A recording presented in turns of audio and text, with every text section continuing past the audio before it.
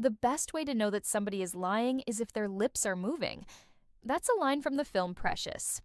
And it seems crazy, right? Because aren't lies verbal? But sometimes when somebody has been gaslit or lied to so much, the very notion of a lie itself can become internalized as part of their own sense of self. So the very idea that they could be lying to you becomes terrifying because they have been lied to for so long. They may not even recognize the space within themselves where the lie begins. Today we are talking about what happens when someone is lied to for so long that they stop trusting their own mind. Hello, and welcome to Talks Therapy Explained. And today's video is an invitation for you to send in your questions about anything you're curious about related to mental health, psychology, therapy, relationships, and so much more. So, lately, there has been a lot of talk about cancel culture. There's been a lot of talk about calling out and people being held accountable for their actions.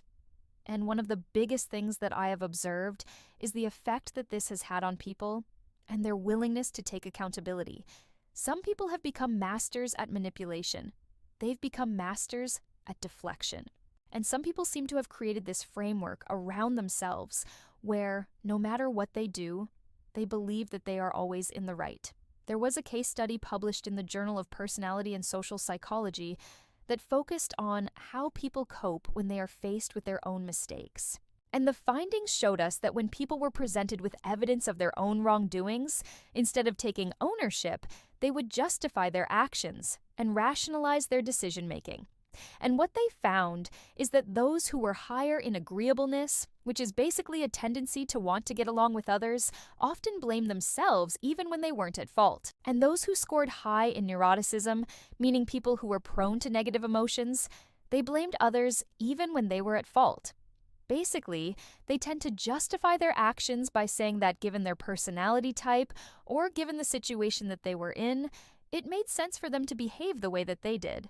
Now, you might think, well, of course, obviously when someone is confronted with their mistake, they won't just readily admit to it. They will first try to justify it.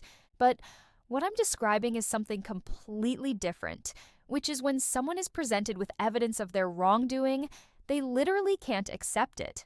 Instead, they come up with reasons, excuses as to why what they did wasn't wrong in the first place. Sometimes they'll bring up some kind of personal characteristic that they have as the reason as to why they did what they did. And what that does is it allows them to continue believing in their own sense of righteousness. A few years ago, a famous singer admitted to having an affair with a married person. And when the news broke, he responded by saying, "Who hasn't cheated?" So he wasn't sorry. He wasn't sad. He wasn't empathetic towards the hurt that he caused. Instead, he tried to minimize his behavior by implying that everyone else has done it too.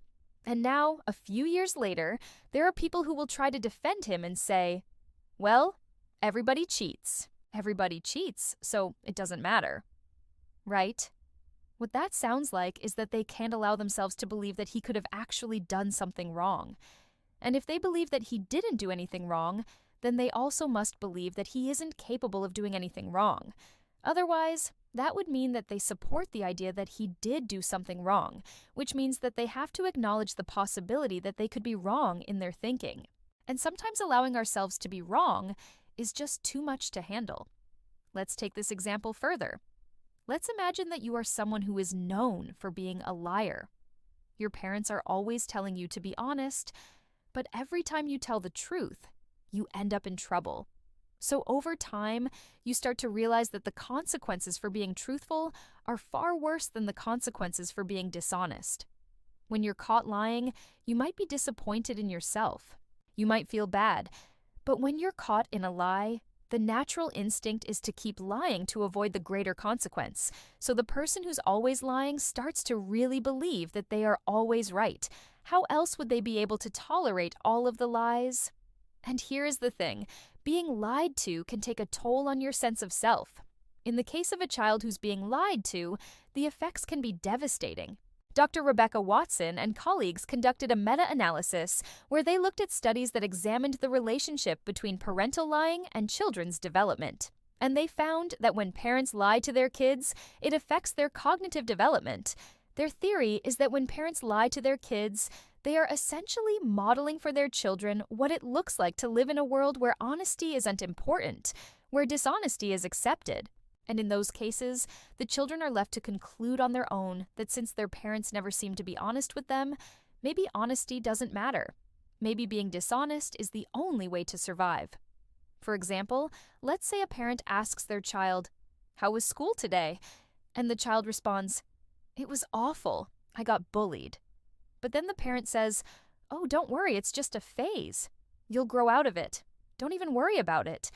And instead of saying, "That's not true. I really did get bullied," the child might start to doubt themselves and think, "Maybe I didn't get bullied. Maybe it wasn't that bad. Maybe I am overreacting."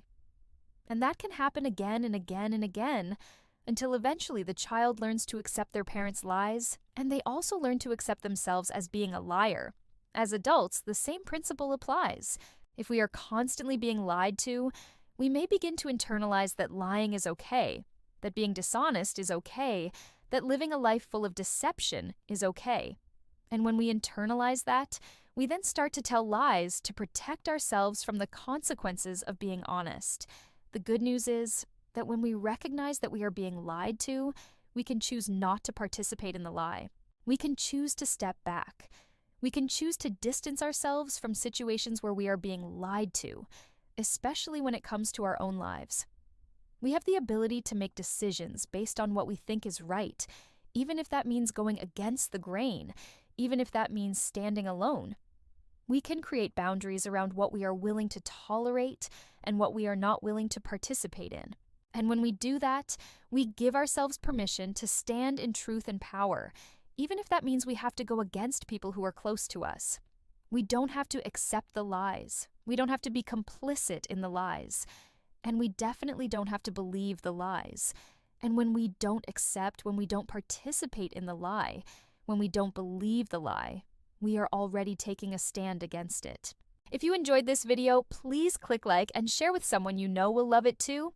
Also, be sure to subscribe for more videos and leave a comment down below letting me know what you think. And I will see you next week. Bye.